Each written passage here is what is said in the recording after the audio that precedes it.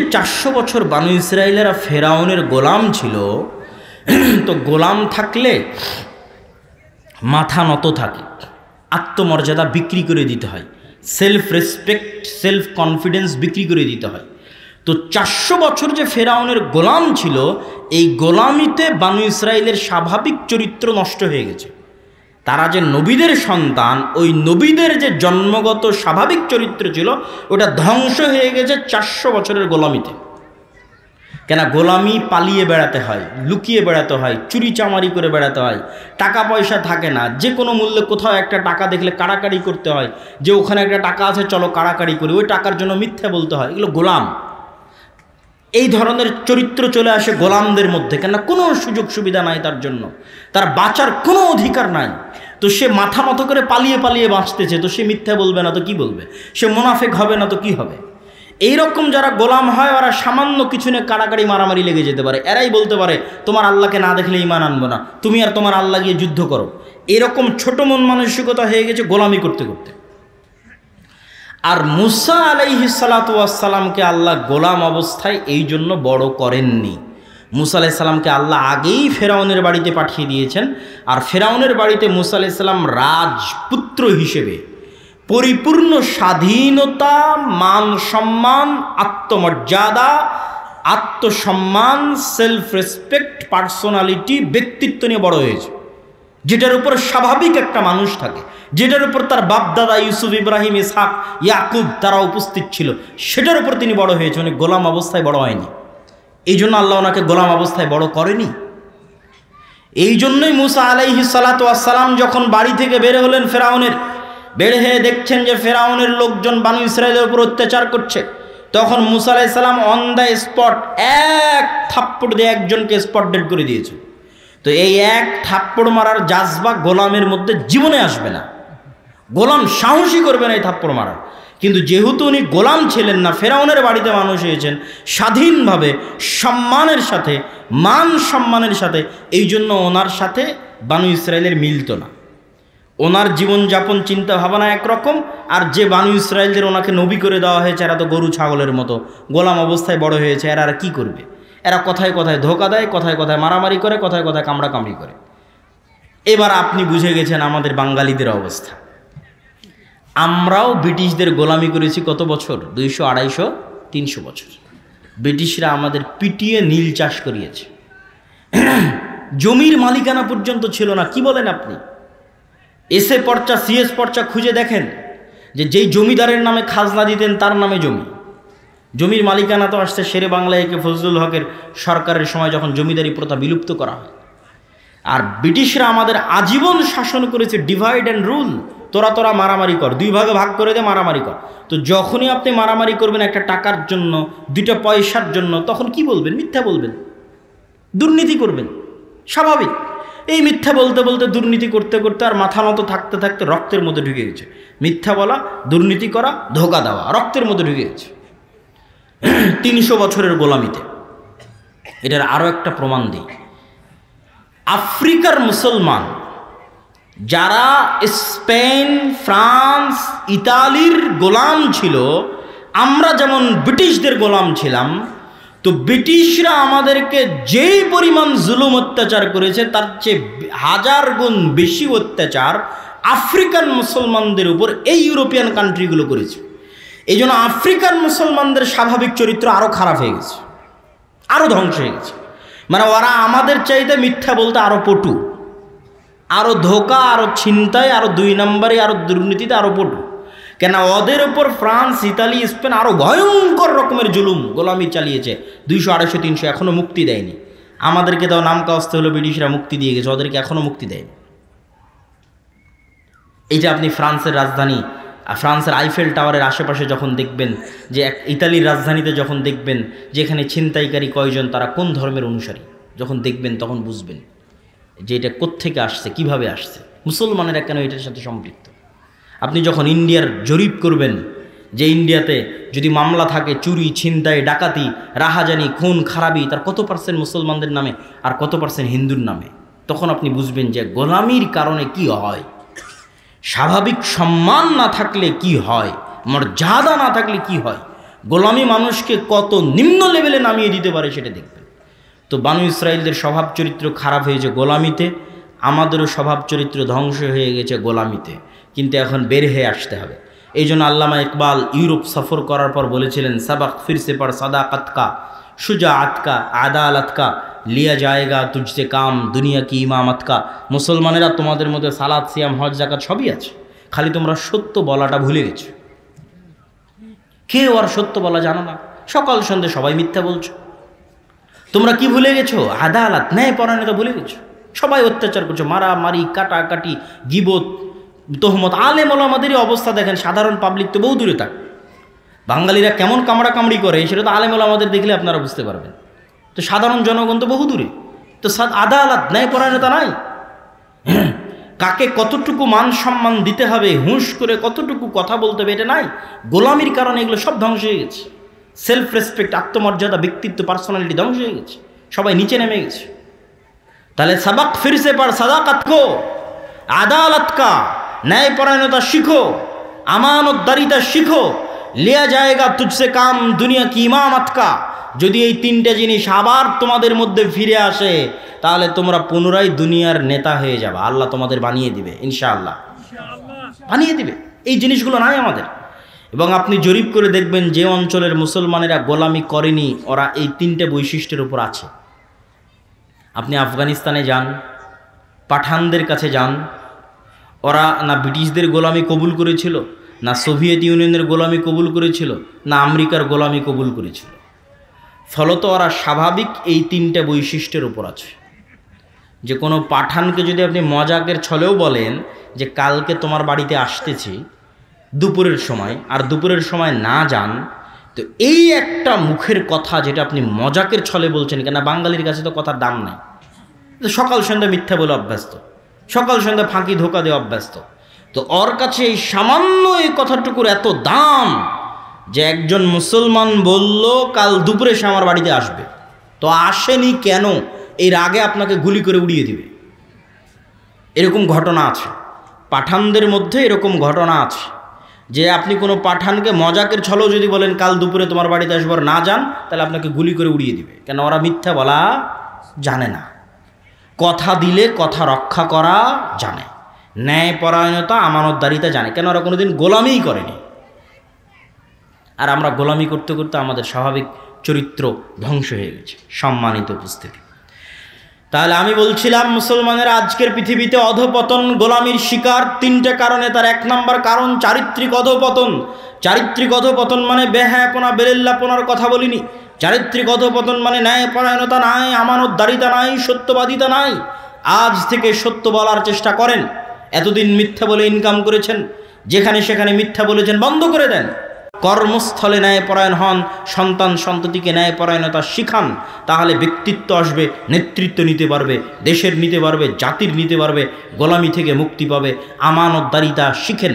কি মসজিদ, কি মাদ্রাসা, কি ইসলামী দল, সংগঠন, সব জায়গায় এটার প্রতি আপনারা ফোকাস দেন, চাপ দেন, চর্চা করেন। ন্যায়পরায়ণতা, আমানতদারিতা, সত্যবাদিতা এবং সততা।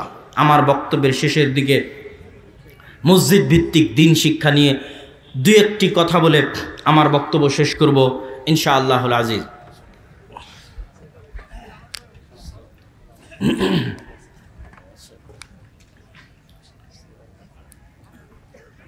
মুসলমানদের অধপতনের যে তিনটা কারণ বলেছি, তার এক নাম্বার চারিত্রিক অধপতন, দুই নাম্বার শিক্ষায় অধপতন, তিন নাম্বার অর্থনীতি বা সুদী অর্থনীতি। অর্থনীতিতে অধপতন, সুদী অর্থনীতি। তো এগুলো ব্যাখ্যা করলে অনেক সময় লাগবে। আজকে আমাদের শিক্ষা ব্যবস্থার যে সামগ্রিক অধপতন ঘটেছে সমগ্র বাংলাদেশে, এই সামগ্রিক অধপতন থেকে বাঁচতে সরকারকে আমরা কি বলবো, সরকার কি করবে, সেটা তো আমাদের একটা জিম্মেদারি, দায়িত্ব আছেই, যেটা আমি নিজেও আমার জায়গা থেকে পালন করার চেষ্টা করেছি, আপনারা অনেকেই জানেন এবং দেখেছেন। কিন্তু আমাদের জায়গা থেকে আমাদেরকে উদ্যোগ নিতে হবে যে এটা সেই যুগ যখন ব্রিটিশরা এই দেশে এসে দখল করেছিল, যখন আমাদের বাপদাদা বলেছিল মসজিদে মক্তব চালু করতে হবে। এখন সেই যুগ।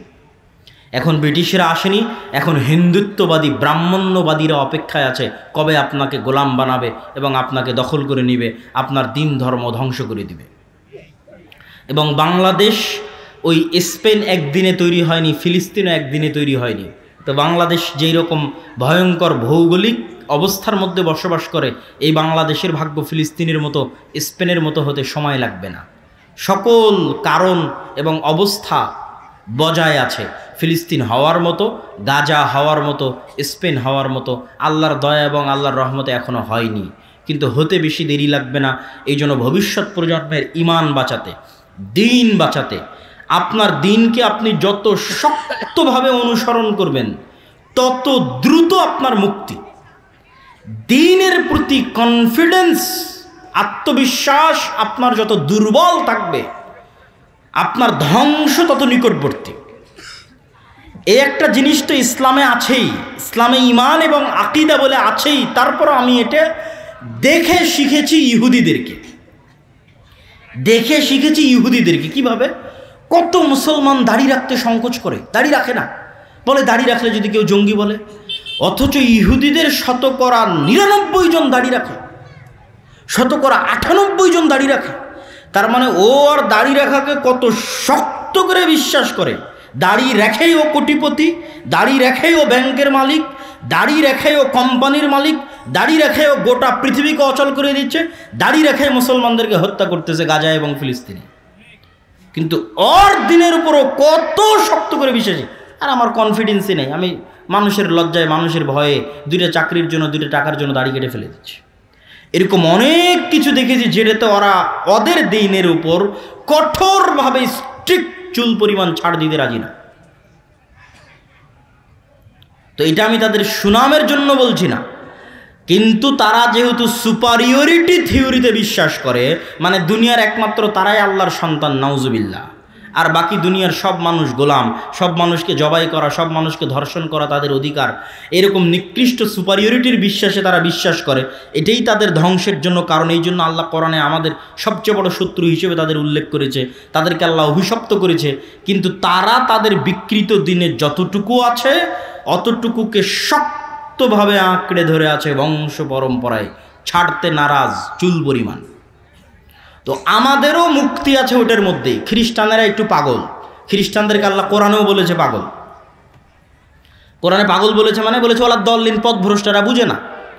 এদেরকে শয়তান উল্লু বানিয়ে রেখেছে, খ্রিস্টানদেরকে শয়তান উল্লু বানিয়ে রেখেছে। ঠিক আছে, সারা পৃথিবীর খ্রিস্টানদেরকে আল্লাহ কোরআনেও বলেছে ওলা দল্লিন। এরা তো বুঝে না, এরা বুঝেই না, এদেরকে বুঝাবে কে? আর যে জেনেও বুঝেও মানে না, ওই তো অভিশপ্ত। ইবলিস জেনে বুঝে মানে নেই, এই জন্য ইবলিস অভিশপ্ত। আর ইহুদিরা সব জানে, ওরা খুব ভালো করে জানে জুয়া মানে ধ্বংস, ওরা খুব ভালো করে জানে মদ মানে ধ্বংস। এই জন্য ওরা মদও খায় না, ওরা নিজেরা জুয়াও খেলে না। ওদের স্কুলে মদও নাই, জুয়াও নাই। কট্টরভাবে পারিবারিকভাবে ওরা এটা মেনে চলে, মদও খাওয়া যাবে না, জুয়াও খেলা যাবে না। কিন্তু গোটা দুনিয়ার মানুষ যেন মদ খেয়ে মরে যায়, মদ খেয়ে পাগল হয়ে থাকে, জুয়া খেলে পাগল হয়ে থাকে, এর জন্য ওরা সব অর্থ বিনিয়োগ করবে। ও খ্রিস্টানদেরকেও পাগল বানিয়ে শিখিয়েছে তোমরা মদ খাও, জুয়া খেলো। গোটা খ্রিস্টান বিশ্ব মদ খাচ্ছে, জুয়া খেলতেছে। প্রত্যেকটা খ্রিস্টান নগরীতে দেখবেন পাবস আছে, জুয়ার মদের বার আছে ভরা। কিন্তু ওরা নাই এর মধ্যে, ওরা আর 5 সীমানাতে নাই। ওরা পড়াশোনা, জ্ঞান বিজ্ঞান নিয়ে ব্যস্ত। ওরা যখন বিয়ে করেছে তখন 7টা-8টা বাচ্চা ছাড়া বাচ্চা নেই না। আপনি এখানে বসে থেকে উঠে গিয়ে কল দিবেন ইউরোপ এবং আমেরিকায় যে কোনো আত্মীয় স্বজনকে যে আপনার আশেপাশে কোনো ইহুদি থাকলে আমাকে জানান তো, আর বাচ্চা কয়টা। তো কেউ বলবে না যে কোনো ইহুদি পরিবারের 2টা বাচ্চা, 1 ছেলে 1 মেয়ে, বলবে না, নেই না। ওরা এর মুখে লাথি মারে। ওরা এটাকে কঠোরভাবে বিশ্বাস করে যে বেশি বাচ্চা নিতে হবে, একদম দাঁতে দাঁত কামড়ে বিশ্বাস করে।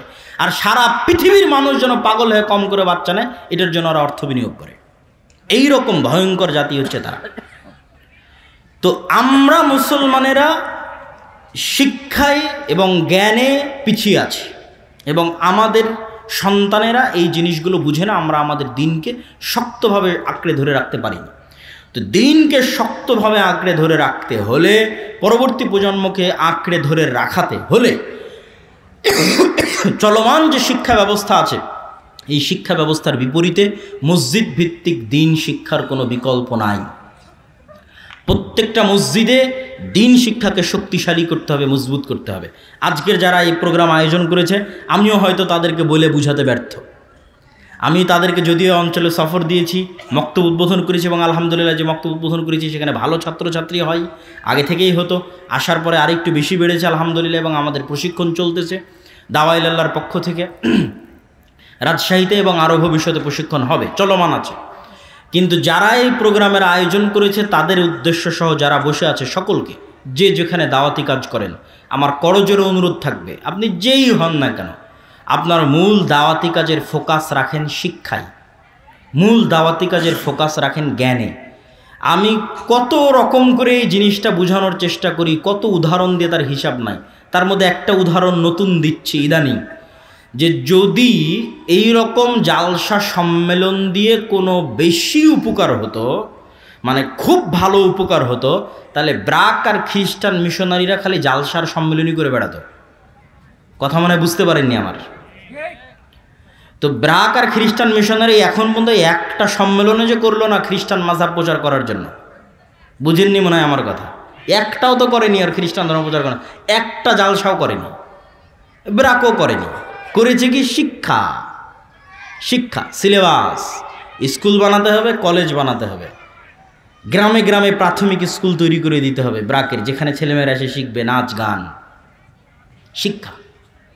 অন্তত তাদের দেখে শিখেন যে এইটা টেকসই নয়। জালসা দিয়ে মানুষকে দিক নির্দেশনা দেওয়া যায়, কিন্তু এটা টেকসই নয়। এখন উঠে গিয়ে সবাই ভুলে যাবে। টেকসই ওঠেই যখন আপনার সন্তান সন্ততিকে আপনি মসজিদে, শতভাগ মুসলমানের সন্তানকে মসজিদে ন্যূনতম দিনের জ্ঞান দিতে পারবেন, ওটাই টেকসই, ওটাই টিকে থাকবে, তার মরা পর্যন্ত টিকে থাকবে। যতটুকু শিখবে অতটুকু নিয়ে পরবর্তী প্রজন্ম চলবে। অতএব ওইটার প্রতি ফোকাস করেন, বাড়ি থেকে ধরে ধরে নিয়ে এসে যাচাই করে বাছাই করে দেখেন যে কোন ছেলে কোরআন শিখেছে, কে শিখেনি, কে দিন শিখেছে, কে শিখেনি। তাকে হয় তার বাপ মা বাড়িতে প্রাইভেট দিয়ে শিখাক, না হয় আপনি মসজিদে নিয়ে এসে মক্তবের মাধ্যমে শিখান। এই জন্য মসজিদ কমিটির প্রতি আমার উদাত্ত আহ্বান থাকবে যে আমরা উন্নয়ন মানে বুঝি বিল্ডিং করা, উন্নয়ন মানে বুঝি বাহ্যিক চাকচিক্য। মুসলমানদের এটা একটা বড় পাগলামি যে তারা মনে করে উন্নয়ন মানে বাহ্যিক চাকচিক্য, রাস্তাঘাট, ব্রিজ, কালভার্ট। কিন্তু বাকি মানুষজন যে সব জাহেল মূর্খ হয়ে থেকে গেল, দেশে চিকিৎসা করানোর মতো কোনো ডাক্তার নাই, কয়দিন পর হয়তো আরও থাকবে না, তখন আপনার এখানে রাস্তাঘাট স্বর্ণের, কিন্তু ক্লিনিকে চাকরি করবে চায়না আর ইন্ডিয়ান ডাক্তার। কেননা পাতিরা ডুমনিতে তো কোনো ডাক্তারই তৈরি হয়নি, রাস্তা বানিয়ে দিয়েছে স্বর্ণের। তাহলে বুঝলেন কি মানে গোলামি কোনটা? শিক্ষায় পিছিয়ে থাকাটাই গোলামি।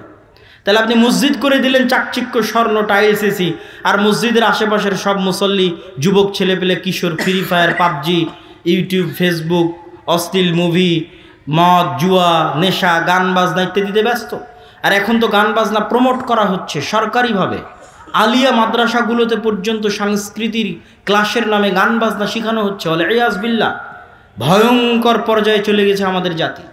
সেই জায়গায় যদি আপনারা শিক্ষায় ফোকাস না দেন তাহলে ভবিষ্যৎ অন্ধকার। অতএব যারা এখানে উপস্থিত হয়েছেন, যারা অনুষ্ঠান আয়োজন করছেন, প্রত্যেকের প্রতি উদাত্ত আহ্বান, মসজিদ ভিত্তিক দিন শিক্ষাকে মজবুত করেন। আর দাওয়া ইলাল্লাহ এটা নিয়ে দেশব্যাপী কাজ করছে। আপনার শিক্ষক আমাদের ট্রেনিংয়ে আসবে, যাতায়াত খরচও লাগবে না, থাকা খাওয়াও লাগবে না, সবই দাওয়া ইলাল্লাহ জামিয়া সালাফিয়া বহন করবে, যেন সে শিখে গিয়ে আপনার সন্তানকে ভালো দিন এবং ভালো কোরআন দ্রুত শিখিয়ে দিতে পারে। এটা নিয়ে আমরা দেশব্যাপী কাজ করতেছি, আপনাদের অঞ্চলেও এসেছি। এই কাজটাকে গুরুত্ব দিয়ে এটার সাথে সম্পৃক্ত হওয়ার উদাত্ত আহ্বান জানাচ্ছি। পাশাপাশি আগামী 7 ও 8ই মার্চ আল জামিয়া সালাফিয়া, রূপগঞ্জ, নারায়ণগঞ্জ, আপনাদের এখান থেকে অনেক কাছে। আগে রাস্তাঘাট খারাপ ছিল, এখন তো চোখের পলকে যাওয়া যায়। মানুষ, হাজার হাজার মানুষ আন্তর্জাতিক বাণিজ্য মেলায় আসতেছে। শুক্রবার শনিবার পা রাখার জায়গা হয় না।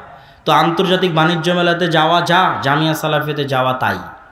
তো আন্তর্জাতিক বাণিজ্য মেলায় যদি যাওয়া যায় তো 7-8 মার্চে জামিয়া সালাফিয়ার কনফারেন্সে যাওয়া যাবে না?